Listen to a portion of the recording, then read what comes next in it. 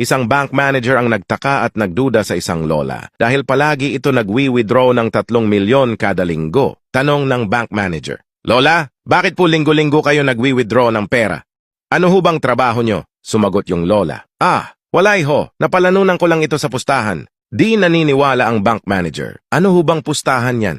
Parang di naman po kapani-paniwala." Sumagot ulit yung lola, "Sige, magpustahan tayo. 50K. Ang pusta ko ay square yang hugis ng itlog mo. Babalik ako bukas at magdadala ako ng kasama," sabi ng bank manager. "Sige, deal. Alam ko naman hindi square itlog ko eh."